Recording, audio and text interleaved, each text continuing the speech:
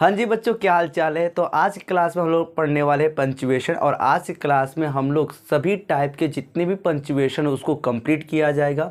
और क्लास कैसे जारी होगा उसके बारे में बात करें तो सबसे पहले हम लोग क्या करेंगे, पंचुएशन समझेंगे, पंचुएशन क्या होता है, क्यों पढ़ते हैं। उसके बाद जितने भी टाइप होते हैं पंचुएशन वो देखेंगे, और इनका जितने भी टाइप पंचुएशन होते हैं उनका कहाँ कहाँ यूजेस है ये जानेंगे। उसके बाद बच्चा फाइनली हम लोग क्या करेंगे, हम लोग प्रैक्टिस करेंगे। जितने भी प्रीवियस ईयर के जितने भी क्वेश्चन हैं इंपॉर्टेंट, उनका हम लोग क्या करेंगे, प्रैक्टिस करेंगे।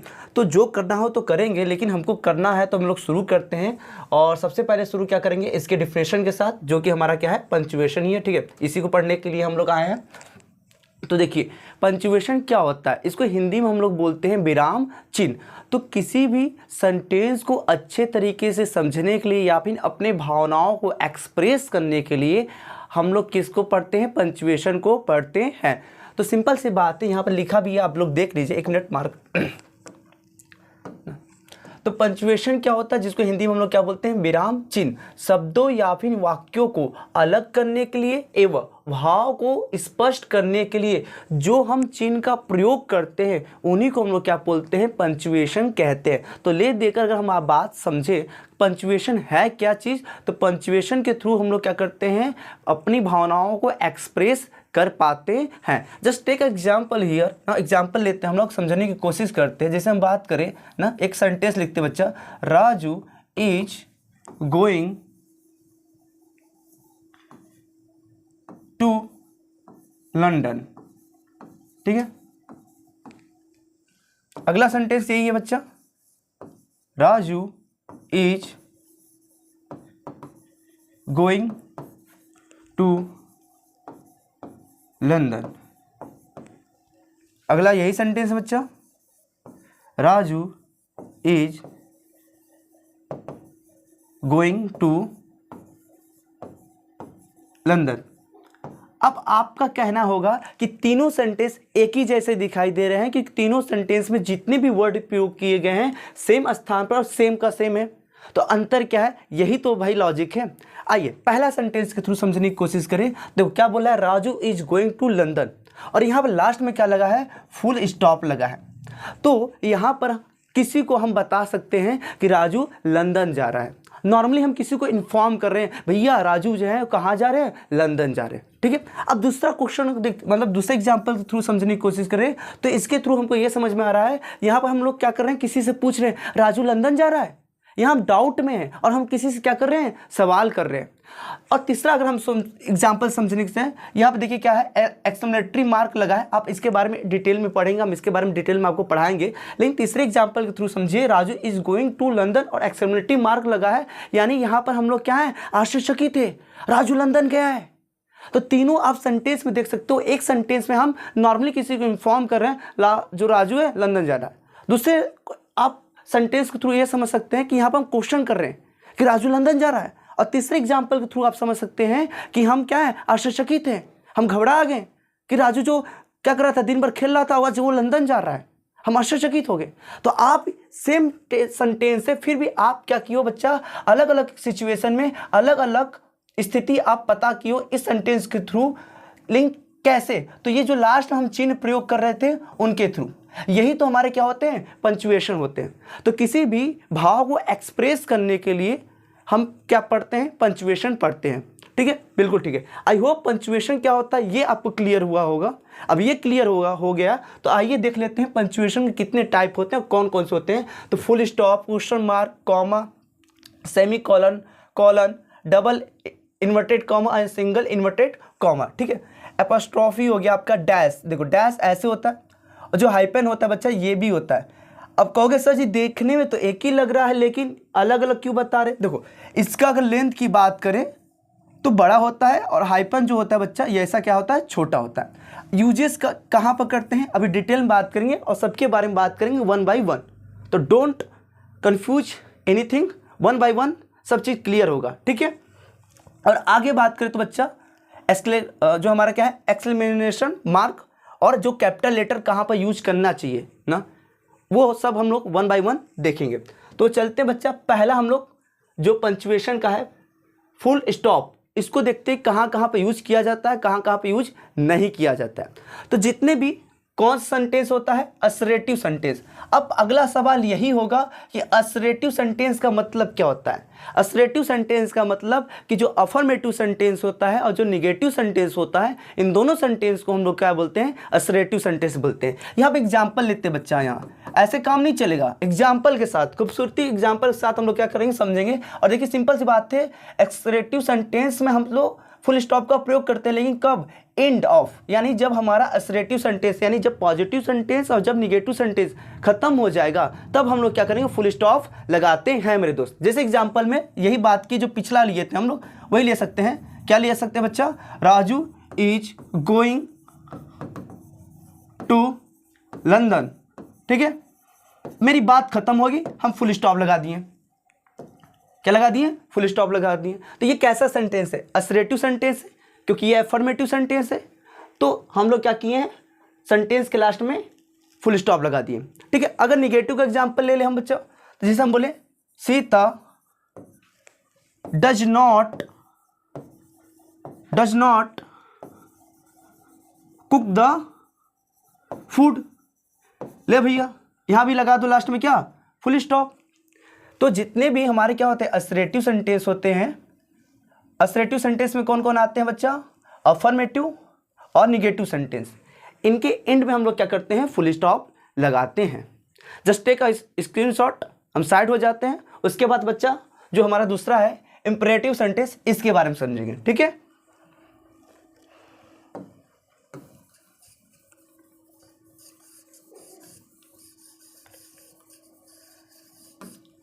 चलिए जी, तो अगला बच्चा सेंटेंस है, कहां पे यूज किया जाता है, तो इंपरेटिव सेंटेंस में यूज किया जाता है।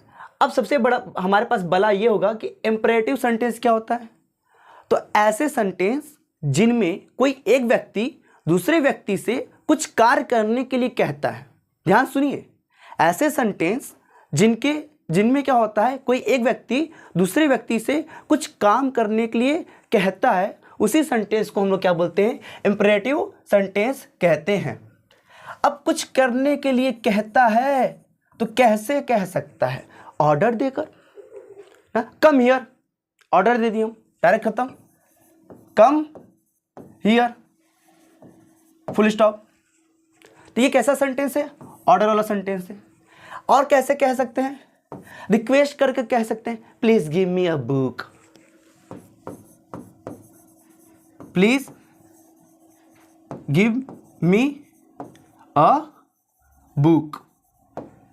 देखो बच्चा, यहां पर भी फुल स्टॉप लगा है, यहां पर फुल स्टॉप लगा है। तो ये सेंटेंस कैसे है, ये मेरा ऑर्डर वाला सेंटेंस है, ये मेरा कैसा सेंटेंस है, रिक्वेस्ट वाला सेंटेंस है।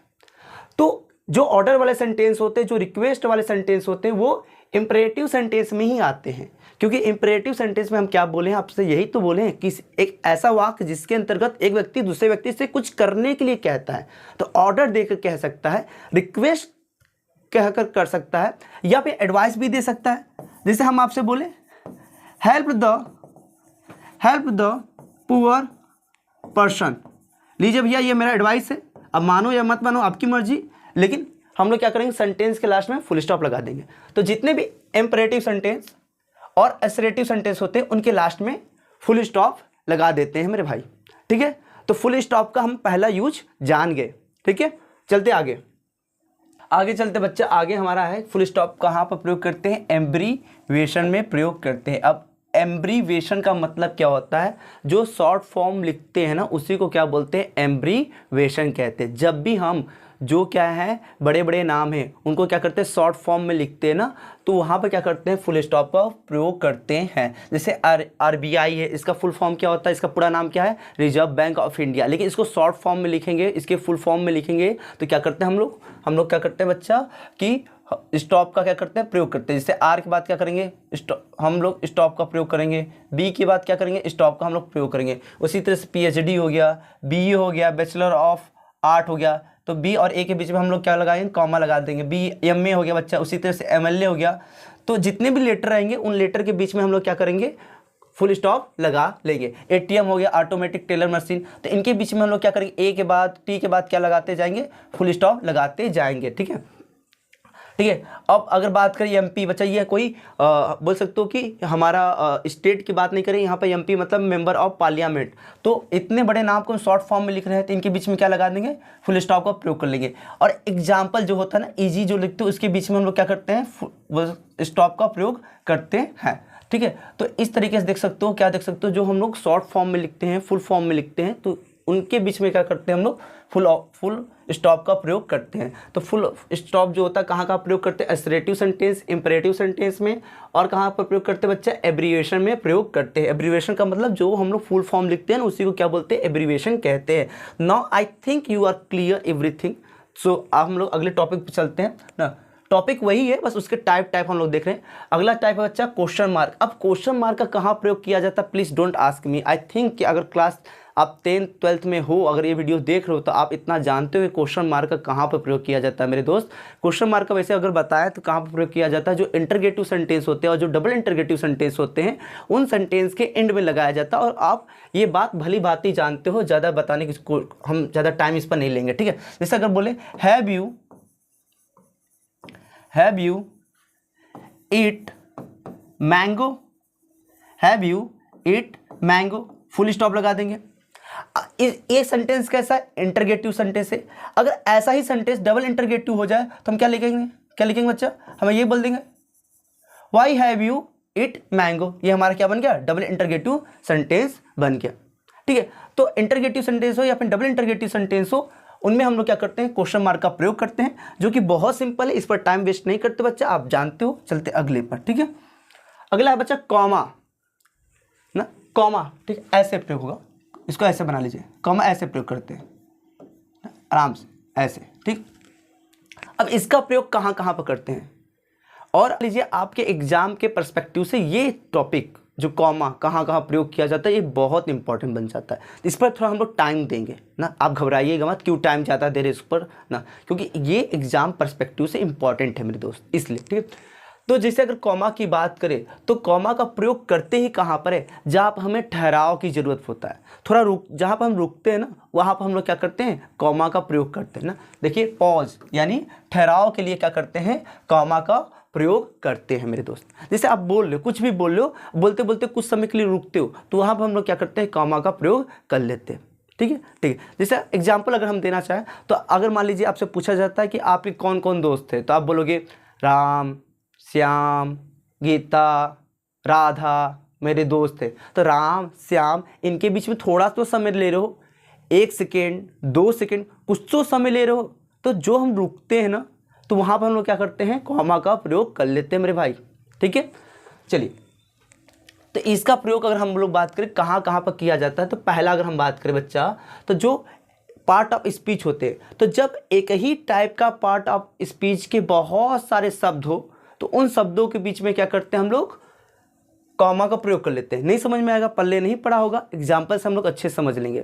फिर से स्टेटमेंट को हम लोग रिपीट कर दे रहे हैं। हम क्या बोले, हम यही बोले हैं कि एक ही पार्ट ऑफ स्पीच के बहुत सारे शब्दों को अलग अलग करने के लिए कॉमा का प्रयोग कर लेते हैं मेरे दोस्त। ठीक है, जैसे अगर हम बात करें, Vikas is very cute, handsome, intelligent and smart boy, तो यहाँ पर आप देख सकते हो ना कि ये बहुत सारे क्या बच्चा, ये हमारे क्या है ना, इंटेलिजेंट की बात करें, स्मार्ट की बात करें, ये क्या एडजेक्टिव है।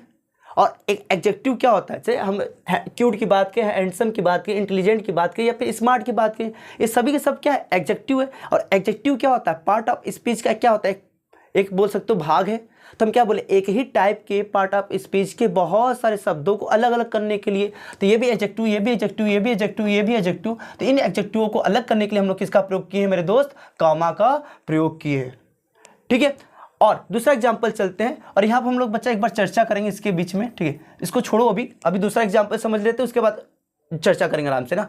जैसे अगर बात करें बच्चा, राहुल, विकास, विशाल, अमन आर माई बेस्ट फ्रेंड ना, तो जब हम क्या कर रहे हैं, राहुल, विकास, विशाल और अमन ये नाम ले रहे हैं, तो इनके बीच में कुछ रुक रहे हैं, कुछ सेकंड, माइक्रो सेकंड, कुछ समय के लिए रुक रहे हैं, बिल्कुल रुक रहे हैं, तो वहां पर हम कॉमा का प्रयोग कर रहे हैं, बात खत्म। और सिंपल से बात यहाँ पर लॉजिक समझिए क्या है, ये क्या है, ये भी नाउन, ये भी नाउन, ये भी नाउन, ये भी नाउन। तो क्या एक पार्ट ऑफ स्पीच है और एक ही पार्ट ऑफ स्पीच के बहुत सारे शब्द हैं, तो इन शब्दों को अलग अलग करने के लिए कॉमा का प्रयोग किया गया है। यही पहला पॉइंट हमारा क्या कर रहा है बच्चा, चिक चिक कर बता रहा है आपको। ठीक है, ठीक है। और यहाँ पर देखिए हम क्या बोले थे, यहाँ पर हम चर्चा करेंगे, तो चर्चा कर रहे हैं। देखिए आपका हो सकता है आप ये बात समझ में आ गया होगा, तो आपका मतलब निगाह यहाँ पर होगा कि लास्ट वाला जो शब्द है ना, जैसे यहाँ पर बात करें जो स्मार्ट है, वहाँ पर कॉमा लगा दिए तो एंड क्यों लगाएं, या फिर इन दोनों को एंड से जोड़ दिए फिर यहाँ पर कॉमा क्यों लगाएं। मेरे दोस्त अगर आपका मन है ना, यहाँ पर देख सकते हैं और कहाँ पर देख सकते हैं, यहाँ पर भी देख सकते हैं। ऐसा हुआ है कि लास्ट वाले शब्द को हम एंड से भी जोड़े और उसके पहले कॉमा का भी प्रयोग किए ना। तो यहाँ पर मेरी बात सुनिए, यहाँ पर आप पूरी तरह से बोल सकते हो इंडिपेंडेंट हो। अगर आपका मन चाहे जैसा हम लिखें वैसा हुबहू लिखिए, या ना, वरना अगर आपको कॉमा नहीं लगाना है तो मत लगाइए। ठीक है, क्योंकि बच्चा इस टॉपिक पर बहुत ज़्यादा विवाद चल रहा है। कुछ लोग का मानना होता है कि कॉमा एंड का पहले कॉमा लगता है, कुछ लोग का मानना होता है कि एंड के पहले कॉमा नहीं लगता है। तो जब विवाद वाला चीज़ चल रहा है तो आप भाई पूरी तरह से क्या हो, आज़ाद हो कि आप चाहो तो एंड के पहले कॉमा लगाओ एंड अदरवाइज मत लगाना। ठीक है, लेकिन लास्ट वर्ड के साथ ही बात कर रहे हैं हम। ठीक है, आगे चला जाए। अच्छा, और यस और नो के बाद भी हम लोग क्या करते हैं, कॉमा का प्रयोग करते हैं। जस्ट जैसे सोचिए आपसे कोई कुछ पूछता है, तो आप अगर एस में जवाब देते हो तो कुछ समय के लिए रुकते हो। जैसे कि कोई पूछा कल बनारस तुम जाओगे, तो तुम कह रहे हो हाँ मैं बनारस जाऊंगा, तो हाँ कहने के बाद आप कुछ रुके हो, जहाँ रुका जाता है वहाँ पर कॉमा का प्रयोग किया जाता है। ठीक है, यस आई एम या फिर आई विल ना, आई विल नहीं बच्चा, आई सेल ना, आई के साथ क्या लगता है, सेल लगता है। तो आई सेल गो टू बनारस। ठीक है, ठीक बच्चों, ठीक। अब अगर मान लीजिए नो होता तो सेम चीज ना, नो के बाद हम कॉमा लगाते हैं और सेम चीज क्या करते हैं, ऐसे ही लिख देते हैं। हो गया ये भी कंप्लीट। तो नो या फिर एस के बाद क्या करते हैं हम लोग, कॉमा का प्रयोग करते हैं, या फिर एक ही टाइप के जो पार्ट ऑफ स्पीच आते हैं उन शब्दों को अलग अलग करने के लिए हम लोग क्या करते हैं, कॉमा का प्रयोग करते हैं। लेकिन बेसिकली क्या है, जहाँ पर ठहराव की जरूरत होगा वहाँ का हम लोग वहाँ पे क्या करेंगे, कॉमा का प्रयोग करेंगे। और कॉमा का कहाँ प्रयोग किया जाता है बच्चा, तो सुनिए, रिपोर्टेड स्पीच को वाक्य से अलग करने के लिए। अब रिपोर्टेड स्पीच क्या होता है, जब आप डायरेक्ट इनडायरेक्ट पढ़े होंगे तो वहाँ पर खूब बहुत अच्छे तरीके से आपके टीचर पढ़ाए होंगे ना, तो ध्यान सुनिए। तो जो रिपोर्टेड स्पीच होता है वो क्या होता है, तो ध्यान सुनिए। देखो जो इन्वर्टेड कॉमा के अंदर होता है उसको हम लोग बोलते हैं रिपोर्टेड स्पीच, और जो इन्वर्टेड कॉमा के बाहर होता है उसको हम लोग बोलते हैं रिपोर्टेड वर्ब। तो यहाँ पर बोला जा रहा है रिपोर्टेड स्पीच को वाक्यों से अलग करने के लिए हम लोग क्या करते हैं, किसका प्रयोग करते हैं, कॉमा का प्रयोग करते हैं। तो ये जो हमारे इन्वर्टेड कॉमा के अंतर्गत जो सेंटेंस है, ये जो है बच्चा, ये जो है इनको क्या बोलते हैं, रिपोर्टेड स्पीच। तो इनको इनसे अलग करने के लिए क्या करते हैं, कॉमा का प्रयोग करते हैं। यहाँ पर आप देख सकते हो। ठीक, और अब जब डायरेक्ट इनडायरेक्ट सेंटेंस पढ़ते हो तो आप ऐसा हुबहू आपको ऐसा ही क्वेश्चन देखने को मिलता है ना। ठीक है, अब अगला बात करें, जो हमारे क्या होते हैं, इंट्रोडक्टरी एडवर्ब होते हैं, यानी ऐसे एडवर्ब जिनसे सेंटेंस शुरू हो रहा है उनको क्या बोलते हैं, इंट्रोडक्टरी एडवर्ब कहते हैं। तो जैसे हम बात करें, unfortunately nobody support me in this exam. तो ये जो सेंटेंस हो रहा है किससे शुरू हो रहा है बच्चा, तो एक एडवर्ब से शुरू हो रहा है। तो इस सिचुएशन में हम लोग क्या करते हैं, जो एडवर्ब होता है इसके बाद क्या करते हैं हम लोग, कॉमा का प्रयोग कर लेते हैं। लेकिन कैसे एडवर्ब, तो जो इंट्रोडक्टरी एडवर्ब होता है, यानी सेंटेंस अगर एडवर्ब से शुरू होगा तो उस एडवर्ब के बाद क्या कर लेंगे, कॉमा का प्रयोग कर लेंगे। जैसे finally he pass the exam, तो फाइनली के बाद क्या किया हम लोग, यहाँ पर कॉमा का प्रयोग किए हैं। ठीक है, उसके बाद अगर बात करें बच्चा ना, देखो इसमें कॉमा का कहाँ कहाँ प्रयोग किया जाता है, तो हम एक स्टेप ये बनाए थे, यहाँ पर प्रयोग किया जाता है यस या नो में। ठीक है, और उसके बाद रिपोर्टेड स्पीच को अलग करने के लिए करते हैं, और उसके बाद हम क्या बोलते हैं, इंट्रोडक्टरी एडवर्ब के बाद क्या करते हैं, कॉमा का प्रयोग करते हैं। उसके बाद बच्चा ये पॉइंट आया, और जितना हम बता रहे क्या एकदम वही उतना ही इंपॉर्टेंट होगा क्या, वही प्रयोग किया जाता है कॉमा का, नहीं बहुत जगह किया जाता है, और बहुत सारे हम ऐसे ट्रिक्स बना सकते हैं। बट क्या होगा, आपके एग्जाम से पर्सपेक्टिव पर, आपके एग्जाम में जिस टाइप का क्वेश्चन आता है उस क्वेश्चन के हिसाब से ये टाइप का क्या बनाया गया, ट्रिक बनाया गया। तो बिल्कुल घबराइए मत, एकदम चिल करिए, शांतिपूर्वक जो पढ़ाया जा रहा है उस पर विश्वास करिए, जो हम लोग कंटेंट दे रहे हैं उस पर आप बिलीव करिए, और चुप मार के क्या करिए बच्चा, जो लिखवा रहे हैं उसको लिखिए और उसी का रिवीजन करिए, और आप अच्छा नंबर ला सकते हैं। ठीक है, अगला बात के बच्चा कहाँ पर कॉमा का प्रयोग किया जाता है, तो सैल्यूटेशन के बाद प्रयोग किया जाता है। अब कहोगे सैल्यूटेशन का मतलब, अरे भाई भूल गए क्या, जो एप्लीकेशन में हम लोग पढ़ा रहे थे आप लोग को, ठीक है, डियर सर, रिस्पेक्टेड सर, ये तो क्या क्या था बच्चा, सैल्यूटेशन था। तो क्या करते हैं हम लोग, डियर सर के बाद, रिस्पेक्टेड सर, मैम के बाद क्या करते हैं हम लोग, कॉमा का प्रयोग करते हैं, ठीक है, बिल्कुल बिल्कुल ठीक है। अब यहाँ तक जो पढ़ लिए, ठीक है। अब बच्चा अगला पॉइंट क्या कह रहा है, और अगले पॉइंट को समझने के लिए आपको समझना पड़ेगा किसको, क्लॉज।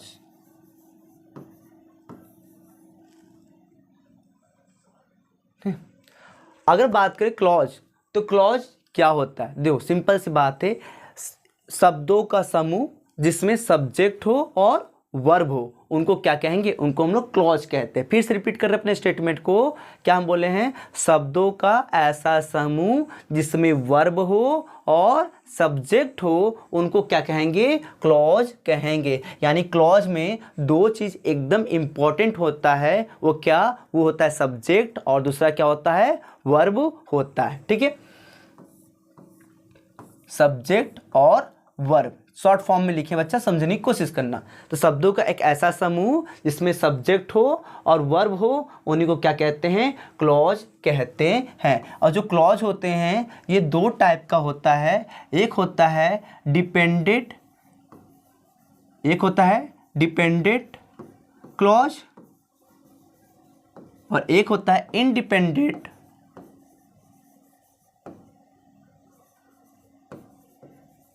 Independent clause. क्या होते हैं इनके बारे में हम लोग चर्चा कर रहे हैं आपसे। तो हम क्या बोले, क्लॉज जो है दो टाइप का है, एक डिपेंडेंट क्लॉज और एक इनडिपेंडेंट क्लॉज होता है। डिपेंडेंट क्लॉज का मतलब ये होता है ये किसी पर निर्भर है, यानी डिपेंडेंट क्लॉज से हमें कोई भी थॉट, फीलिंग, कोई भी अर्थ हमें क्लियर नहीं हो पाता है। जस्ट लाइक टेक एग्जाम्पल, हम बोले ही गो, क्या पता चला, बताओ, ही गो वो गया, क्या पता चला, सॉरी ही गो मतलब वो जाता है, क्या पता चला, कुछ पता चल पाता, कहाँ जाता, क्यों, किसके यहाँ, क्या करता है, कुछ पता चल पा रहा है, कुछ नहीं पता चल पा रहा है। तो डिपेंडेंट क्लॉज का मतलब होता है ऐसे क्लॉज जिनका अर्थ क्या होता है, पूरी तरह से क्लियर ना हो, हम किसी अनेदर क्लॉज पर या फिर किसी अनेदर सेंटेंस पे क्या हो, डिपेंड हो, उसको क्या बोलते हैं, डिपेंडेंट क्लॉज। और इनडिपेंडेंट क्लॉज का मतलब होता है ऐसे क्लॉज जिनका मीनिंग क्या हो, एकदम क्लियर हो, उसका थॉट फीलिंग हमको अच्छे से समझ में आ रहा हो। जिसे हम बोलते हैं he go to market, he go to market. तो ये हमारा क्या हो जाएगा, इनडिपेंडेंट क्लॉज। ये किसी पर डिपेंड नहीं है, क्योंकि इससे हमको क्या पता चल रहा है, पूरा हमको पता चल पा रहा है, इस सेंटेंस का पूरा हमको थॉट पता चल पा रहा है। तो ऐसे सेंटेंस जिसका पूरा थॉट पता चल पाता है, पूरा मीनिंग पता चल पाता है, उनको क्या बोलते हैं, इनडिपेंडेंट क्लॉज बोलते हैं। और ऐसे बोल सकते हो ना वो क्लॉज जिनसे हमको पूरा थॉट नहीं पता चल पाता, कोई आइडिया हमें नहीं पता चल पाता, उनको क्या बोलते हैं, डिपेंडेंट क्लॉज कहते हैं। इतना समझ गए होगे मेरे दोस्त। आते हैं अपने टॉपिक पर, ठीक है। अगला देखो क्या बोल रहा है, यूज कॉमा आफ्टर द बच्चा यहाँ डायरेक्ट नहीं होगा, डिपेंडेंट होगा, यहाँ पे क्या होगा, डिपेंडेंट होगा, ठीक है, डिपेंडेंट पेंडेंट, ओके, बिल्कुल ओके। तो यदि सेंटेंस किससे शुरू हो, तो यदि सेंटेंस किससे शुरू हो, डिपेंडेंट क्लॉज से शुरू हो, ध्यान सुनना, यदि सेंटेंस किससे शुरू हो, डिपेंडेंट क्लॉज से शुरू हो, तो उसके बाद क्या करते हैं, हम कॉमा का प्रयोग करते हैं। इसी बात को हिंदी में लिखा गया, ये इंग्लिश में लिखा गया, इसी बात को हम इंग्लिश में लिखे। यदि जो वाक्य हैं वो किससे शुरू हो रहा है, डिपेंडेंट क्लॉज से शुरू हो रहा है, तो डिपेंडेंट क्लॉज के बाद क्या करेंगे हम लोग, अल्प विराम यानी कॉमा का प्रयोग कर रहे हैं। यदि सेंटेंस डिपेंडेंट क्लॉज से शुरू हो रहा है तो उसके बाद किसका प्रयोग करेंगे, कॉमा का प्रयोग करेंगे। जस्ट लाइक टेक एग्जाम्पल, यहाँ पर हम लोग एग्जाम्पल नंबर 1 बात करें तो व्हेन आई वेंट स्विमिंग ना इसका मतलब क्या बच्चा, जब मैं तैरने गया ना, व्हेन आई वेंट स्विमिंग मतलब जब मैं तैरने गया। बोलो खुद से बोलो, क्या मीनिंग निकल पा रहा है, थॉट जो हमारा फीलिंग यहाँ से निकल पा रहा है कंप्लीट, नहीं ना। तो ये कैसा सेंटेंस है, ये डिपेंडेंट क्लॉज है। तो डिपेंडेंट क्लॉज के बाद क्या करेंगे हम लोग, कॉमा का प्रयोग कर लेंगे, ठीक। उसी तरह से बच्चा यहाँ पर दूसरा एग्जाम्पल है ना, as I open the door, जैसे दरवाजा मैंने खोला ना, as I open the door, जैसे मैं दरवाजा खोला। पता चल गया तुम्हें? नहीं पता चल पाया ना क्या कहना चाह रहा हूँ? कहने की अधूरा फीलिंग है ना? हाँ जी। तो यहाँ पे क्या करेंगे बच्चा, यहाँ पर हम ये बोल सकते हैं ये जो हमारा है वो कैसा क्लॉज है, ये हमारा डिपेंडेंट क्लॉज है। तो डिपेंडेंट क्लॉज के बाद क्या आएगा, कॉमा आएगा। बस सिंपल सी बात है, ठीक है। और एक सिंपल सी बात है, यहाँ पर हम क्या बोले, अगर सेंटेंस किससे शुरू हो रहा है, डिपेंडेंट क्लॉज से शुरू हो रहा है, तो उसके बाद क्या लगाएंगे, कॉमा लगाएंगे। यदि अगर इंडिपेंडेंट क्लॉज से सेंटेंस शुरू हो तो क्या उसके बाद कॉमा लगाएंगे? तो बिल्कुल भी नहीं। इसी में देख लेते हैं, आई सॉ अ स्नेक। ये मेरा क्या है, आई सॉ अ स्नेक, मैंने एक सांप को देखा। तो कंप्लीट पता चल जा रहा है मतलब आपका, बिल्कुल पता चल जा रहा है कंप्लीट मतलब। तो ये कैसा है, हमारा इंडिपेंडेंट क्लॉज है। तो इंडिपेंडेंट क्लॉज के बाद जब दूसरा क्लॉज आता है, चाहे वो डिपेंडेंट क्लॉज हो चाहे इंडिपेंडेंट क्लॉज हो, तो उसके बाद कॉमा नहीं लगता है। तो ऐसे लिखा जाएगा, as I open the door. Simple सा लॉजिक बच्चा लेके जाओ। अगर सेंटेंस किससे शुरू हो रहा है, बोलो साथ साथ में बोलो, अगर सेंटेंस किससे शुरू हो रहा है, आपका डिपेंडेंट क्लॉज से शुरू हो रहा है तो कॉमा लगाना पड़ेगा, ठीक है। अगर सेंटेंस किससे शुरू हो रहा है, इंडिपेंडेंट क्लॉज से शुरू हो रहा है, तो उसके बाद कॉमा लगाने की कोई जरूरत नहीं होता, ठीक। आगे चलते हैं। अब ये क्या बोल रहा है भाई, देखो ये बोल रहा है कि यदि दो इंडिपेंडेंट क्लॉज, देखो क्लॉज क्या होता है ये भी बता चुके हैं, डिपेंडेंट क्लॉज क्या होता है ये भी बता चुके हैं, इंडिपेंडेंट क्लॉज होता है वो भी बता चुके हैं। तो यहाँ पर हमसे बोला जा रहा है यदि दो इंडिपेंडेंट क्लॉज, ठीक है, हिंट देते हैं। इंडिपेंडेंट मतलब समझ लेना कि उन क्लॉज से हमें अर्थ जो है कंप्लीटली पता चल जाएगा, ठीक है। तो यदि दो इंडिपेंडेंट क्लॉज किससे जुड़े हो, एक कंजक्शन से जुड़े हो, तो उस कंजक्शन से पहले हम लोग किसका प्रयोग करेंगे, कॉमा का प्रयोग करेंगे। यही बात हिंदी में लिखा गया है। यही बात बच्चा किसमें लिखा गया है, हिंदी में लिखा गया है। यदि दो इंडिपेंडेंट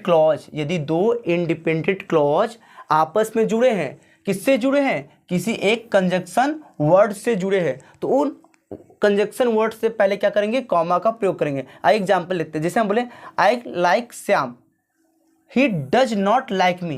देखो he does not like me, वो मुझे पसंद नहीं करता है। क्या मतलब पता चल पा रहा है? हाँ। तो कैसा सेंटेंस होगा, इंडिपेंडेंट क्लॉज होगा, बिल्कुल होगा। आई लाइक श्याम, मैं श्याम को पसंद करता हूँ या करती हूँ, ठीक है। तो यहाँ पर कैसा सेंटेंस है, ये भी हमारा इंडिपेंडेंट क्लॉज है, तो ये भी हमारा इंडिपेंडेंट क्लॉज है। शॉर्ट फॉर्म में लिख रहे हैं, इंडिपेंडेंट क्लॉज है। ये दोनों इंडिपेंडेंट क्लॉज किससे जुड़े हैं बच्चा, एक कंजक्शन वर्ड से जुड़े हैं। तो इस कंजक्शन वर्ड के पहले किसका प्रयोग कर लेंगे, एक कॉमा का प्रयोग कर लेंगे। यही बोले हैं कि दो, हाँ दो, एक ये हो गया और एक ये हो गया, दो ना। अब एक दो तीन मत कर देना, एक ये और एक ये, दो इंडिपेंडेंट क्लॉज किससे जुड़े हो, कंजक्शन से जुड़े हो, तो इनके पहले क्या करेंगे, कॉमा का प्रयोग करेंगे। यही बात बोला गया है, ठीक है। तो यहाँ पर करते हैं। तो मेरे भाई कॉमा वाला जितना भी था हमने कंप्लीट कर लिया कि कॉमा का कहाँ कहाँ प्रयोग किया जाता है। अब बात करते हैं सेमीकोलन। सेमीकोलन जो होता है बच्चा, इसका जो प्रयोग किया जाता है, ये दो जो इंडिपेंडेंट क्लॉज होते हैं उनको आपस में जोड़ने के लिए करते हैं। दो इंडिपेंडेंट क्लॉज को आपस में जोड़ने के लिए सेमीकोलन का प्रयोग करते हैं। और जो दो इंडिपेंडेंट क्लॉज को आपस में जोड़ते हैं मेरे दोस्त, वो क्या होते हैं, एक दूसरे से कहीं ना कहीं मिलते जुलते भी हैं, रिलेटेड होते हैं। इसी बात को बच्चा हिंदी में लिखा गया और कोई बड़ी बात नहीं है। अच्छा अब बताओ, दो सेंटेंस को कौन जोड़ता है, एक कंजक्शन जोड़ता है ना। तो सेमीकोलन किसके स्थान पर प्रयोग करेंगे, जो सेमीकोलन होता है इसका यूज कहाँ पर करते हैं, किसके स्थान पर करते हैं, तो कोऑर्डिनेटिंग कंजक्शन के स्थान पर किया जाता है। किसका, सेमीकोलन का, ठीक है। सेमीकोलन क्या करता है, दो इंडिपेंडेंट क्लॉज को आपस में जोड़ता है। अगर दो इंडिपेंडेंट क्लॉज को आपस में जोड़ रहा है तो वो किसके स्थान पर आएगा, वो कंजक्शन के स्थान पर आएगा, क्योंकि कंजक्शन जो होता है वही क्या करता है, दो सेंटेंस को आपस में जोड़ता है। यहाँ पर एग्जाम्पल है, example number 1, example number 2, example number 3। ध्यान से, सी डिसाइडेड टू गो, वो क्या की बच्चा, निश्चय कर लिए जाने के लिए। सी डिड नॉट इन्फॉर्म मी, देखो ये इससे भी हमको क्या हो रहा है, थॉट फीलिंग अच्छे से पता चल जा रहा है, और इससे भी हमारा क्या हो रहा है, थॉट फीलिंग अच्छे से पता चल जा रहा है। और देखो इन दोनों सेंटेंस को क्या किए हम लोग, एक सेमी कॉलन से क्या कर दिए, जोड़ दिए। और कहीं ना कहीं ये दोनों सेंटेंस आपस में मिलजुल रहे हैं। जैसे सी डिसाइडेड टू गो और सी डिड नॉट इन्फॉर्म मी, वो क्या की बच्चा, निश्चित कर लिए जाने के लिए और मुझे बताए भी नहीं। तो कहीं ना कहीं ये दोनों सेंटेंस आपस में मिल रहे हैं। तो इन दोनों सेंटेंस को क्या किए, देखो इन दोनों सेंटेंस ना बोलकर क्लॉज बोल लीजिए, ठीक है। हालांकि फिर से बता दें, जितने भी सेंटेंस होते हैं वो सभी के सभी क्लॉज कहलाते हैं ना, टेंशन मत लेना इस बात को। ये जो दोनों क्लॉज हैं वो किससे जुड़ रहे हैं, सेमी कॉलन से जुड़ गए। उसी तरह से बच्चा, जैसे मान लीजिए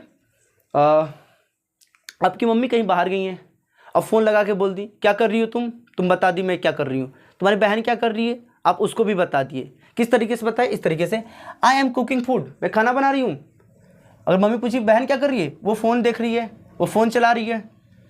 तो कहीं ना कहीं ये दोनों सेंटेंस आपस में मिल रहे हैं, एक दूसरे से संबंधित है। हाँ जी, तो इन दोनों क्लॉज को क्या किए हैं, आपस में जोड़ दिए, किसके थ्रू, सेमी कॉलन के थ्रू। और हाँ, सेमी कॉलन का जो देखो बच्चा सिंबल होता है ऐसे होता है, ठीक है।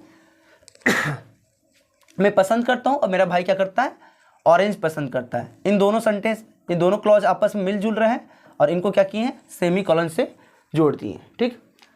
अब बात करते हैं कॉलन, सेमी कॉलन बच्चा खत्म।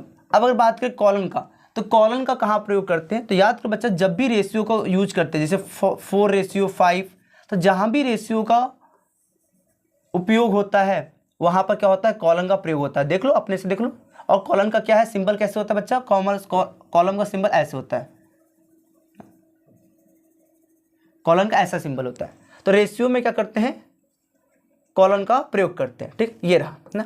अब दूसरा बच्चा, बिटवीन हावर मिनट, जिसे हम बोलते हैं 4:45।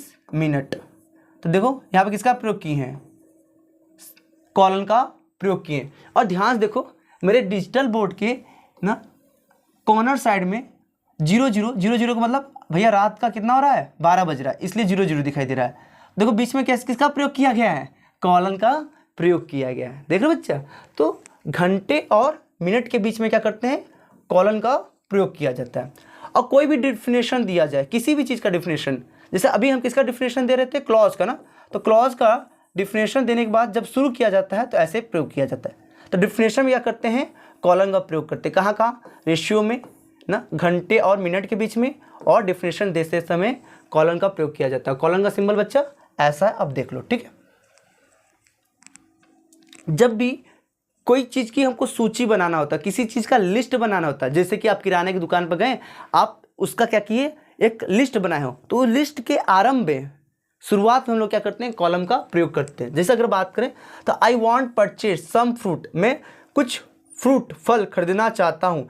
अब जो भी फ्रूट होगा, सम फ्रूट यानी कुछ फ्रूट मैं खरीदना चाहता हूँ, तो मेरे भाई एक बार बताओ, लेना चाहता हूँ, तो आप एक लिस्ट बनाए होगे, तो उसके स्टार्टिंग में जितने भी वस्तुएं हैं उसके स्टार्टिंग में क्या करते हैं, कॉलन का प्रयोग कर लेते हैं। जैसे हम क्या लेंगे, एप्पल, ग्रेप्स, बनाना और मैंगो, ठीक है। तो क्या किए हम लोग क्या किए बच्चा, जितने भी हमारे क्या है सामान है, उन सामान के एकदम स्टार्ट में क्या किए हैं, कॉलन का प्रयोग किए। तो वही यहाँ पर लिखा बच्चा, सूची यानी लिस्ट, उदाहरण की सूची यानी उदाहरण की सूची, मतलब कि उस लिस्ट में हम क्या क्या लेने वाले हैं उसकी शुरुआत में, जैसे हम एप्पल लेने वाले हैं, ग्रेप्स लेने वाले, बनाना, मैंगो, ये चीज़ लेने वाले हैं, तो इसके एकदम स्टार्टिंग में यहाँ पर क्या किए हैं, कॉलन का प्रयोग किए हैं ना। जैसे अगर बात करें कि मैं क्या कर रहा हूँ, 5 सब्जेक्ट का प्लानिंग बना रहा हूँ, किन किन सब्जेक्ट का, physics, chemistry, bio, geography, history ना। तो ठीक है, इतना क्या है हमारा सूची है। इसके ठीक स्टार्टिंग में यानी मैथ से हम लोग स्टार्ट किए हैं, तो मैथ से के पहले ही क्या करेंगे, हम लोग कॉलन का प्रयोग कर लेंगे, ठीक है। तो कॉलन का कहाँ प्रयोग किया जाता है, देख लीजिए एक बार, रेशियो में, हॉर और मिनट के बीच में, परिभाषा देने के लिए बीच में, और जो हम लिस्ट बनाते हैं क्या क्या क्या क्या क्या क्या लेना है ना, तो उसके एकदम स्टार्टिंग में, ठीक है। तो क्या क्या हम लोग खत्म कर चुके हैं, देखो फुल स्टॉप खत्म कर चुके हैं ना। उसके बाद अगर बात करें तो हम लोग क्या खत्म कर चुके हैं अभी तक बच्चा, उसके बाद हम लोग जो हमारा था क्वेश्चन मार्क, उसको खत्म कर चुके हैं, कहाँ पर प्रयोग किया जाता है। उसके बाद कॉमा, उसके बाद सेमी कॉलम, उसके बाद कॉलन का भी खात्मा कर चुके हैं। अब बात करेंगे एक्सक्लेमेशन मार्क के बारे में। एक्सक्लेमेशन मार्क का जो सिंबल होता है, उल्टा आई बना दीजिए। देखो आई कैसे बनता है, ऐसे बनता है, तो आपको ठीक उसका क्या करना है, उल्टा आई बना देना है, ठीक है।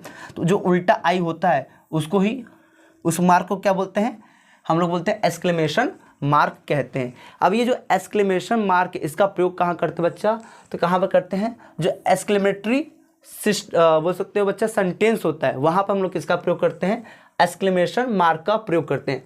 अब अगला सवाल उठा कि एक्सक्लेमेटरी सेंटेंस क्या होता है, तो सुनो मेरे भाई, ऐसे सेंटेंस जिनमें हम अपनी भावनाओं को जोरदार तरीके से क्या करते हैं, व्यक्त करते हैं। जैसे मान लीजिए हमको कोई चीज़ का दुख हो रहा है ना, या फिर मान लीजिए हम लोग मैच जीत गए, तो हम लोग क्या कहते हैं, वी ऑन द मैच।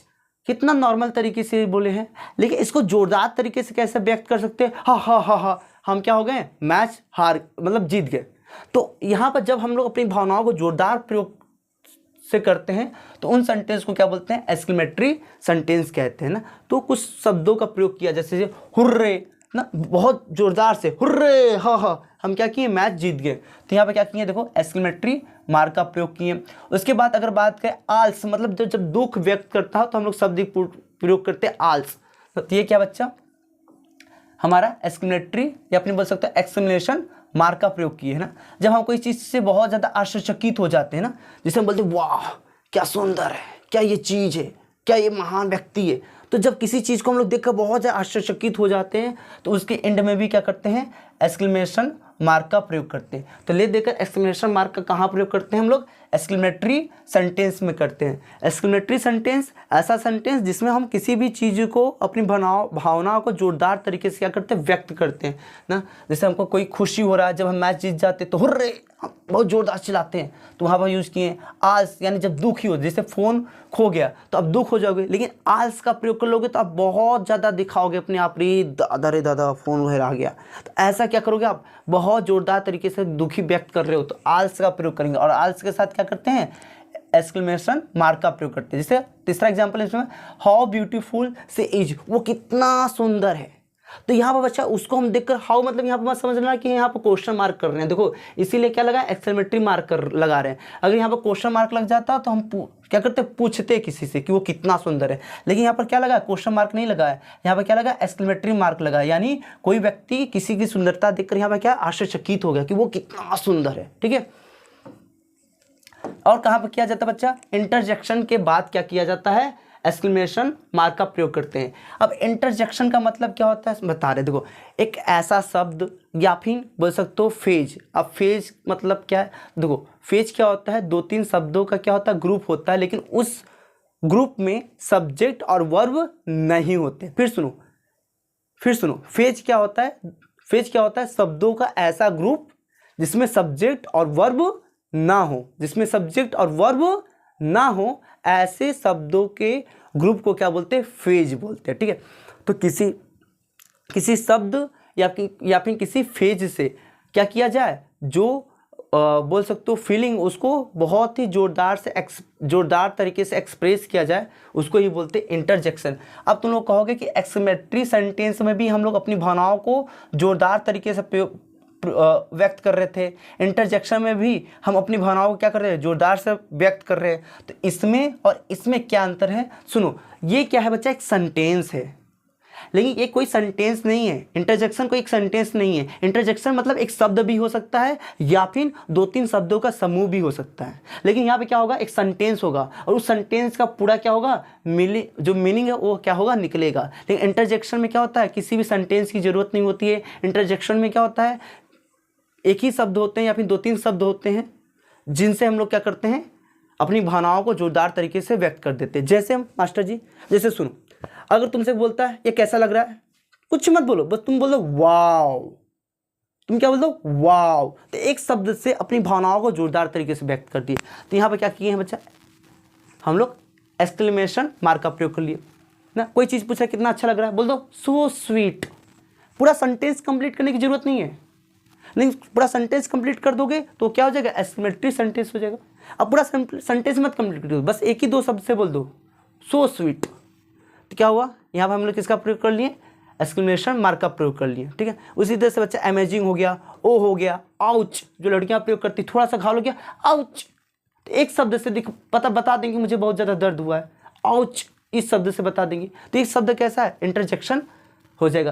तो जितने भी इंटरजेक्शन होते हैं उनके बाद क्या करते हैं, एक्सक्लेमेशन मार्क का प्रयोग करते हैं। और किस में करते हैं, एक्सक्लेमेटरी सेंटेंस में करते हैं। एक्सक्लेमेटरी सेंटेंस का मतलब ऐसे सेंटेंस जिसमें हम अपनी भावनाओं को जोरदार तरीके से प्रयोग करते हैं और ये पूरा सेंटेंस होता है। और इंटरजेक्शन बच्चा पूरा सेंटेंस नहीं होता, ये केवल एक शब्द हो सकता है या फिर 2-3 ग्रुप का शब्द हो सकता है, ठीक है। इंटरजेक्शन 1-2 शब्द होते हैं, लेकिन एक्सक्लेमेटरी सेंटेंस नाम से क्लियर कि पूरा क्या होता है, सेंटेंस होता है। इनमें क्या करते हैं, एक्सक्लेमेशन मार्क का प्रयोग करते हैं। आई होप समझ में आया होगा। ठीक, अगला देखो बच्चा क्या हमारा अगला है एपोस्ट्रोफी। इसका प्रयोग किसके लिए करते हैं, इसका प्रयोग करते हैं हम लोग अधिकार बताने के लिए कि ये चीज़ मेरा है, ये चीज़ मेरा है। जैसे हम बोले ये फ़ोन मेरा है, तो यहाँ पर अधिकार अपना जमाने के लिए, फिर अपना अधिकार बताने के लिए क्या करेंगे, एपोस्ट्रोफी का प्रयोग करेंगे, ठीक है। तो एपोस्ट्रोफी का प्रयोग कहाँ पर करते हैं बच्चा, अपना संबंध प्रकट करने के लिए, अपना अधिकार जमाने के लिए क्या करते हैं, एपोस्ट्रोफी का प्रयोग करते हैं। बट याद रखना कि सिंगुलर में और प्लूरल में इसको अलग अलग तरीके से क्या करते हैं, रिप्रेजेंट करते हैं। तो एपोस्ट्रोफी जो है वो सिंगुलर में क्या करते हैं, यस से पहले प्रयोग करते हैं और प्लूरल में क्या करते हैं, यस के बाद प्रयोग करते हैं। ध्यान रखना, एपोस्ट्रोफी का प्रयोग क्यों करते हैं, ताकि अपना संबंध बता पाएँ, अपना अधिकार जमा पाएँ उस चीज़ पर, ठीक है। और जो सिंगुलर होता है उसमें यस के पहले ही क्या करते हैं, एपोस्ट्रोफी का प्रयोग कर लेते हैं। और प्लूरल में क्या करते हैं बच्चा, यस के बाद क्या करते हैं, एपोस्ट्रोफी का प्रयोग करते हैं। एग्जाम्पल है बच्चा, दिस इज अश्वनी वॉच, यह अश्वनी का क्या है, वॉच है। तो देखो यहाँ पर एक तरह से अधिकार जमा रहा है, या फिर बोल सकते हो संबंध बता रहा है, ये वॉच किसका है, अश्वनी का है। तो संबंध प्रकट करने के लिए या फिर अपना अधिकार दिखाने के लिए क्या करते हैं हम लोग, एपोस्ट्रोफी का प्रयोग करते हैं। लेकिन देखो सिंगुलर है तो क्या किया, यस के पहले कर लिया। लेकिन अगर बात करें गर्ल्स यानी लड़कियां की बात करें, प्लूरल है तो यस के बाद क्या किया, एपोस्ट्रोफी का प्रयोग किया गया यहाँ पर, ठीक है। उसके बाद बच्चा जो शब्द होते हैं ना, जो शब्द होते हैं उनको छोटा बनाने के लिए, जो शब्द होते हैं उनको छोटा बनाने के लिए, जैसे अगर एग्जांपल बोले डू नॉट, तो डू नॉट को आप लोग देखे होंगे ऐसे भी लिखते हैं, ऐसे भी लिखते हैं ना, तो डोंट हो गया यहाँ पर। तो शब्दों को छोटा बनाने के लिए क्या करते हैं, एपोस्ट्रोफी का प्रयोग करते हैं। जैसे कैन नॉट को कांट कर दिए, इट इज को क्या बोल दिए, इट्स बोल दिए, आई हैव को इस तरीके से रिप्रेजेंट कर दिए, आई विल को बच्चा इस तरीके से हम लोग रिप्रेजेंट कर दिए। शब्दों को छोटा बनाने के लिए, और रखना वहाँ पर याद रखना फुल, मतलब जब फुल फॉर्म बनाते हैं तो क्या करते थे, फुल स्टॉप का प्रयोग करते थे। लेकिन हम शब्दों को केवल छोटा बनाना चाहते हैं तो किसका करेंगे, एपोस्ट्रोफी का प्रयोग करेंगे, ठीक है। अगला देखते हैं क्या हमारा डैश और हाइपन, ठीक है। तो डैश और हाइपन में क्या अंतर है, देखो डैश का भी सिंबल ऐसे होता है और हाइपन का भी सिंबल ऐसे ही होता है, कंफ्यूज बहुत ज़्यादा हो जाते हैं। लेकिन जो हाइपन का सिंबल है वो बहुत छोटा होता है और डैश का जो सिंबल है वो क्या है, बड़ा होता है। डैश का सिंबल और हाइपन का सिंबल आपको एक ही जैसा लगेगा, बट डैश का जो सिंबल है वो बड़ा होता है और हाइपन का सिंबल जो है वो कैसा होता है, छोटा है, बस यही अंतर है। और देखो क्या है ना, जो डैश होता है वो क्या करता है, दो स्टेटमेंट को क्या करता है बच्चा, अलग करता है। दो स्टेटमेंट को अलग कैसे करता है, दो वर्ड को अलग कर, ठीक है।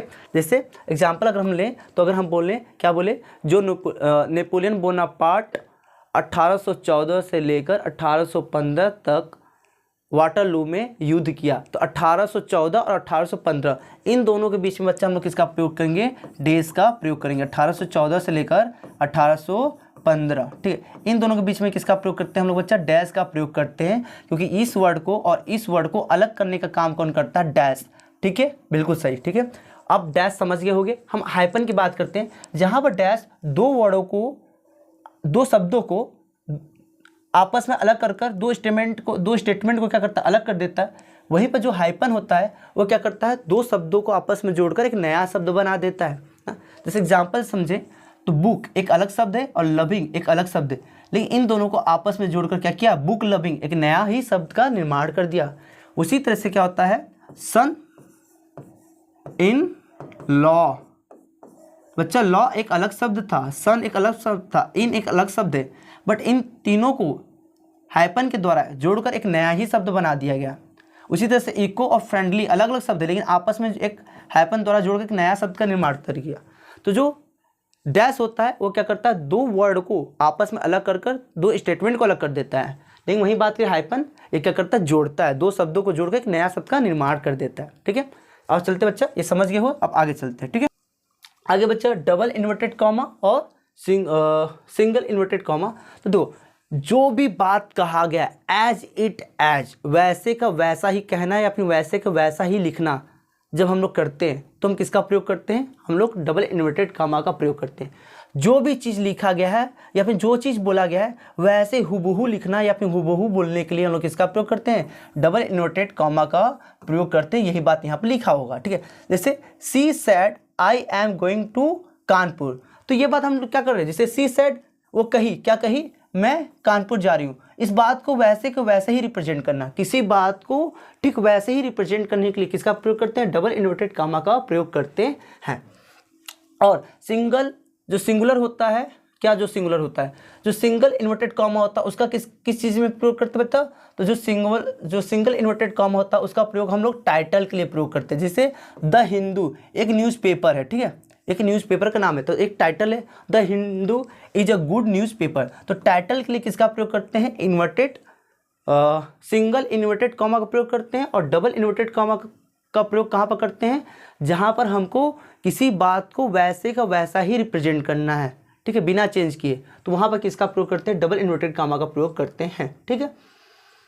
अगला बच्चा, ऐसा नहीं कि आप पहली बार ये सब पढ़ रहे हो, जानते हो, बस थोड़ा सा फोकस नहीं किया, आज हम लोग फोकस कर लेते हैं।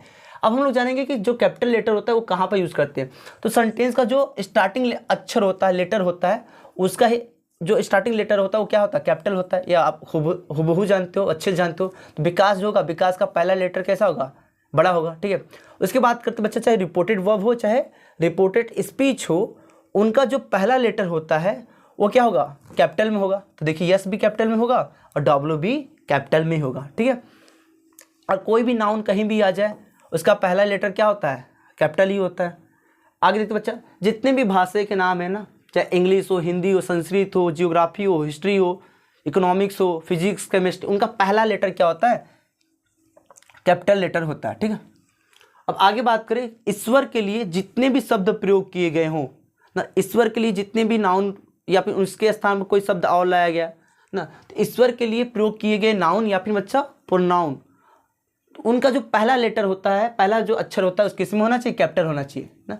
जो ये सेंटेंस का पहला लेटर है इसलिए क्या है, कैपिटल में है। लेकिन यहाँ पर जो गॉड है बच्चा, इनको हम कैपिटल लेटर में क्यों लिखें, क्योंकि हम पहले बोले गॉड के लिए, भगवान के लिए जो भी शब्द प्रयोग कर ले उनका पहला लेटर क्या होगा, कैपिटल होगा। दूसरा बोला बच्चा, ट्रस्ट हिम ऑलवेज, हिम यहाँ पर किसके लिए प्रयोग कर रहे हैं, गॉड के लिए प्रयोग कर रहे हैं, इसलिए इसका पहला लेटर किसमें है, किसमें लिखा गया है, कैपिटल में लिखा गया है, ठीक है। अब जितने भी प्रॉपर नाउन होते हैं, प्रॉपर नाउन का जो पहला अक्षर होता है वो कैसा होता है, कैपिटल में होता है ना।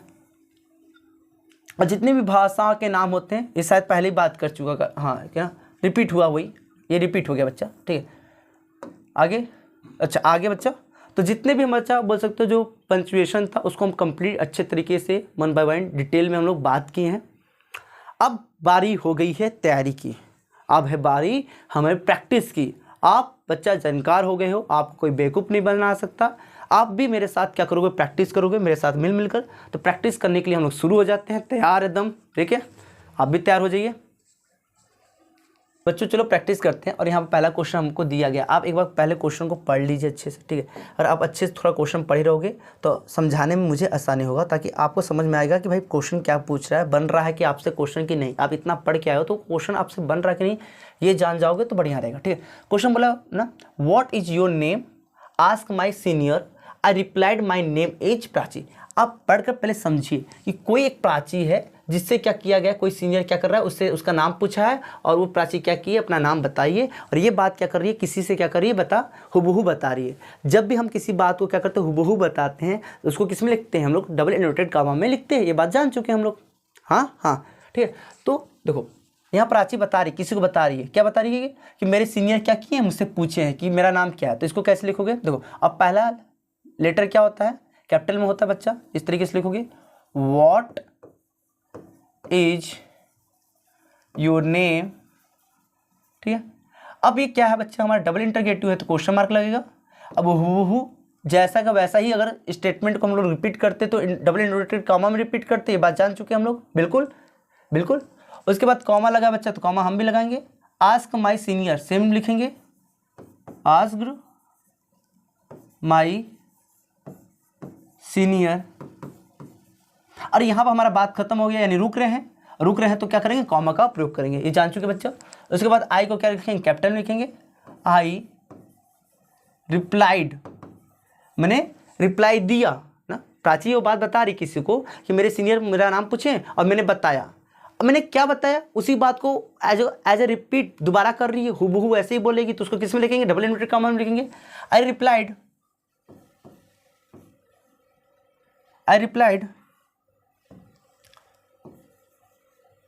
ना, एक minute, I replied my name is Prachi, और यहाँ पर बात खत्म हो गया। क्या लगाओगे, फुल स्टॉप लगाओगे और इन्वर्टेड कॉमा में ऐसे लिख दोगे। ठीक है, हो गया पहला बच्चा। अब दूसरे सेंटेंस की तरफ चलते हैं हम लोग। ठीक है, दूसरा क्वेश्चन बोला है Hari said to Aman I like your dress. देखो पहला लेटर है, किस में लिखोगे, कैपिटल में लिखोगे, तो हरी सेड टू अमन, ऐसे मत लिखना, गलती हो जाएगा, क्योंकि जो भी प्रॉपर नाउन होता है कहीं भी आए उसको हम कैपिटल लिखेंगे पहला लेटर। ठीक है, अमन, हरी अमन से कहा, स्टेटमेंट देखो, हरी अमन से कहा, इसके बाद खुद ही रुक रहे हो आप, तो क्या लगाएंगे, ऐसे कॉमा लगाएंगे। ठीक है, आई लाइक योर ड्रेस, हूबहू वही बात बोल लो, तो पहला लेटर किस में रहेगा बच्चा, आई कैपिटल में रहेगा, तो आई लाइक योर ड्रेस, इस तरीके से। ठीक है, इन्वर्टेड कॉमा और फुल स्टॉप, और अगर याद रखें इन्वर्टेड फुल स्टॉप के बाद आपका इन्वर्टेड कॉमा लगेगा। ठीक है, he said will you help me or shall I ask someone else. यहाँ पे देखो बच्चा कोई है ना, बोला he said will you help me or shall I ask someone else. देखो इसको किस तरीके बनाओ, इस तरीके से बनाओगे, पहला लेटर कैपिटल में होगा, ही सेड, अब इतनी बात कर दी, वो कहा, हो गया बात। अब इसको क्या करेंगे, इन्वर्टेड कॉमा में लिख देंगे, क्योंकि जो बात है सबका सब इन्वर्टेड कॉमा में रहेगा। और विल बच्चा कैपिटल लेटर होगा, पहला W, will you help me or shall I ask, same to same वही होने वाला है, कुछ और बदलाव नहीं होगा मेरे दोस्त। क्यों ऐसा, और यहाँ पे क्या कर लेंगे, क्वेश्चन मार्क लगाएंगे, क्योंकि विल है। ठीक है, इन्वर्टेड कॉमा हो गया इस तरीके से। ठीक है, अगला देखते बच्चा, my father said to Raju ना, वो नहीं रहेगा यहाँ पर। ठीक है, तो अब पहला लेटर कैपिटल होना चाहिए, क्या लिखोगे, my father said to Raju, मेरे पिताजी राजू से कहे, इतना बात कंप्लीट हो गया, कॉमा लगा दिया। You should not waste your time on Sunday, same to same वैसे ही बोलोगे तो वैसे लिखोगे। ठीक है, और हमसे भी गलती होगी भाई, हम भी इंसान हैं, प्रॉपर नाउन का पहला लेटर क्या होगा, कैपिटल होगा, तो यहाँ पर ऐसे राजू। ठीक है, ध्यान रखना, यू और रिपोर्टेड स्पीच का भी क्या होता है, पहला लेटर किस में होता है, कैपिटल में होता है, तो क्या लिखोगे, इस तरीके से लिखोगे, यू इस तरीके से लिखाएगा। ठीक है, यू शुड नॉट वेस्ट, जगह नहीं इधर लिख दे रहे बच्चा, योर टाइम ऑन संडे। अब ये एक मेरा कैसा है, निगेटिव सेंटेंस है, तो लास्ट में क्या लगेगा, फुल स्टॉप और इन्वर्टेड कॉमा क्लोज, इस तरीके से। ठीक है, आगे चलते बच्चा, पहले नेक्स्ट पैराग्राफ पे चलते हैं। The boy said to sir may I come, देखो पहला लेटर कैपिटल होना चाहिए, तो द बॉय सेड सर, बात खत्म, द बॉय सेड सर, बात खत्म, कॉमा लग गया। मैं आए, तो आप जो बात कर रहे हो सेम टू सेम वैसे ही बोल लो, पहला लेटर कैपिटल होगा, तो मैं आई कैम। अब बच्चा मैं आ सकता हूँ, यहाँ क्या करो, क्वेश्चन पूछ रहे हो, इन्वर्टेड कॉमा लगे, सॉरी क्वेश्चन मार्क लगेगा, उसके बाद क्या होगा, डबल इन्वर्टेड कॉमा, इस तरीके से। ठीक है, रमेश पहला लेटर बच्चा कैपिटल होना चाहिए, क्या होगा, रमेश सैड टू, अब कहीं भी प्रॉपर नाउन हो, पहला लेटर उसका क्या होगा, कैपिटल होगा, मोहन ना, क्या लिया, रमेश सेड टू मोहन, बात खत्म, इन्वर्टेड सॉरी कॉमा लग गया ना। Are you not going to play today, तो यहाँ पर क्या जो भी बात किया जाएगा सेम टू सेम ना। रमेश मोहन से कहा क्या तुम आज खेलने नहीं जा रहे हो, तो यहाँ पर जो बात है तुम खेलने नहीं जा रहे हो आज, सेम टू सेम वही बात बोलने जा रहे हैं यहाँ पर, तो इन्वर्टेड कॉमा हम लिखेंगे तो क्या हो जाएगा आर यू नॉट गोइंग। इसको कैपिटल क्यों लिखे, क्योंकि रिपोर्टेड स्पीच हो या फिर रिपोर्टेड वर्ब हो उसका पहला लेटर कैपिटल में ही होगा, याद सुनना। टू प्ले जगह नहीं आगे यहीं लिख देंगे बच्चा टुडे और हेल्पिंग वर्ब से शुरू हुआ है यानी क्वेश्चन मार्क लास्ट में लगेगा, ठीक है, इन्वर्टेड कॉमा क्लोज। अगला क्वेश्चन बच्चा, how does this machine work, ask the boy. पहला लेटर कैपिटल होना चाहिए, बिल्कुल मस्ट है। How does this machine work, ये मशीन कैसे काम करता है, लड़का पूछा। तो ये बात हुबहू बोले हैं, तो किस में होना चाहिए, इन्वर्टेड कॉमा होना चाहिए, लेकिन डबल इंटरगेटिव तो क्वेश्चन मार्क में होना चाहिए इस तरीके से। उसके बाद क्या होगा बच्चा, ऐसे देने के बाद आस्क द बॉय। अब अगर तुम लोग को याद नहीं हो तो हम बताएंगे बच्चा, फुल स्टॉप लगेगा, यहाँ कॉमा क्यों लगा है याद हो, तो जो रिपोर्टेड स्पीच होता है उसको सेंटेंस से अलग करने के कॉमा का प्रयोग करते हैं और ये रूल पढ़ के आए, इसलिए हम यहाँ पर क्या किए, कॉमा का प्रयोग किए हैं, इस तरीके से हुआ, ठीक है। इसका भी स्क्रीनशॉट लीजिए और अगले सेट पर चलते हैं। 2023 का सेट था और ये जो हम लोग अभी ये देखे 2024 का सेट था, ठीक है, ये 2023 का हमारा सेट है। सी सेड टू मी ना, लिखना शुरू कर, पहला लेटर बच्चा कैपिटल में होगा, she said to me. Have you ever been to go, तो इसको भी इन्वर्टेड कॉमा लिखेंगे बच्चा, have you ever been to Goa, पूछा जा रहा है क्वेश्चन मार्क लगाएंगे फिर इन्वर्टेड कॉमा करेंगे क्योंकि हुबहू वैसा का वैसा ही सेंटेंस यहाँ बोला जा रहा है। Ram do you like my dress said Shyam, पहला लेटर बच्चा किसमें होना चाहिए, पहला लेटर कैपिटल में होना चाहिए, तो राम हो गया। डू यू लाइक बच्चा यहाँ पर क्या किया जा रहा है, क्वेश्चन पूछा जा रहा है और ऐसा ही बताया जा रहा है कि Ram do you like my dress said Shyam, Shyam ने राम से कहा क्या तुम मेरा ड्रेस पसंद, डू यू लाइक मेरे ड्रेस को पसंद कर रहे हो, तो वैसे ही बोला जा रहा है, तो इन्वर्टेड कॉमा लिखेंगे। तो राम कैसे लिखेंगे बच्चा, डू यू, एक मिनट,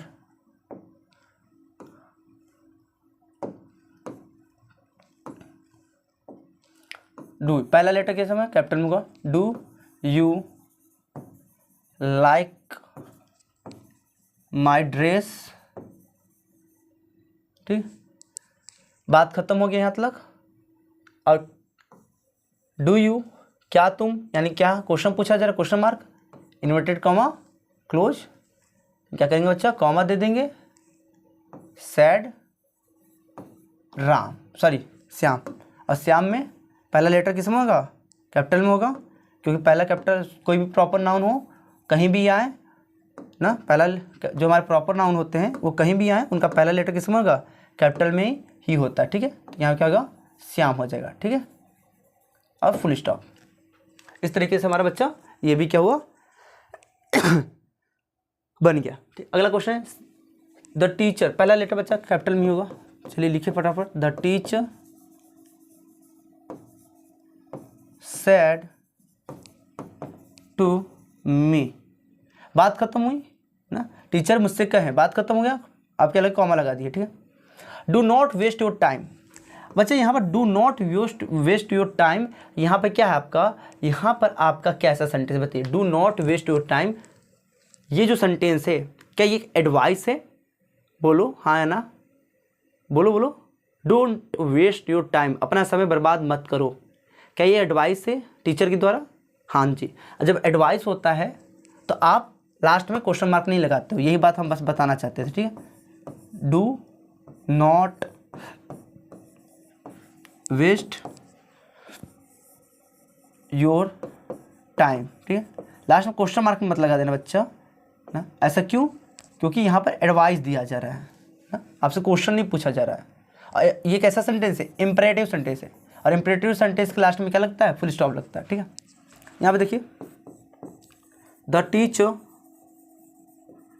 टीचर बच्चे वही एकदम सेम टू सेम है। इसको होमवर्क दे रहे हैं हम आपको होमवर्क दे रही है, ये चीज़ आपको करके आना है ना। सेम टू सेम है, यहाँ पर बोला जा रहा है, यहाँ पर भी टीचर के द्वारा एडवाइस ही दिया जा रहा है। ठीक है, सेम टू सेम यही रूल अप्लाई होगा। एक होमवर्क दिए, बस एक होमवर्क दिया, आपको करके आना है। The teacher said to the student to not plug the flower, ये भी वैसे ही होगा, फिर भी हम बताएंगे ना, थोड़ा बड़ा इसलिए बताएंगे बस। पहला letter capital, the teacher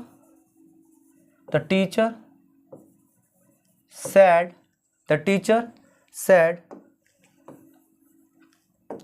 the teacher said to the student, अध्यापक विद्यार्थी से कही, बात खत्म। यहाँ तक हुआ।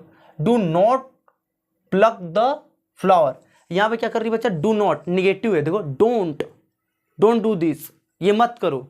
तो वही बोलिए teacher do not plug the flower, फूल को मत तोड़ो। तो मत तोड़ो एक तरीके से क्या है, आप निगेटिव में ले लीजिए, या फिर ऑर्डर है मत तोड़ो फ्लावर को। तो ऑर्डर वाला सेंटेंस किस में आएंगे? इंपरेटिव सेंटेंस में आएंगे। और इंपरेटिव सेंटेंस के लास्ट में क्या लगता है? फुल स्टॉप लगता है, क्वेश्चन मार्क नहीं लगता है। तो डू से शुरू हुआ तो हेल्पिंग वर्ब मत समझ लेना आपको। ठीक है, और ये बात जो का त्यों कह रहे हैं, इसलिए double interrogative. Do not plug the flower, full stop, और क्या हो जाएगा? Double interrogative, double inverted comma. और यहाँ फुल स्टॉप क्यों लगा है? क्योंकि बच्चा यहाँ पर टीचर के द्वारा ऑर्डर दिया जा रहा है, ये मत करो। और जो ऑर्डर दिया जाता है वो क्या होता है? इंपरेटिव सेंटेंस होता है। और इंपरेटिव सेंटेंस क्लास में क्या लगता है? फुल स्टॉप लगता है, इसलिए ना। लास्ट देखते बच्चा, राकेश सैड टू श्याम, इसको क्या? पहला लेटर कैपिटल होगा, are we still away from the city. अब यहाँ आर यानी हेल्पिंग वर्ब से शुरू हो रहा सेंटेंस, यानी क्वेश्चन मार्क लगेगा मेरे दोस्त, और इन्वर्टेड कॉमा क्लोज इससे कर लेंगे। ठीक है, ये भी आपको होमवर्क में ही दिया जा रहा है। और यहाँ पर जितने भी प्रैक्टिस थे, तो बच्चों जितना भी था ना, पंचुएशन उसको समझे, उसका हम लोग जितने भी टाइप होते उसको समझे, कहाँ कहाँ यूज होता है वो भी समझ रही बहुत अच्छे तरीके से। फिर उससे रिलेटेड हमने प्रैक्टिस किया। ये सब करने के बाद हमें पूरा कॉन्फिडेंस हो चुका है कि हमें जो पंचुएशन है वो आ गया है। तो जब आप लोग को आ गया है तो धन्यवाद, मिलते हैं अगले वीडियो के साथ। बहुत बहुत धन्यवाद। ठीक है।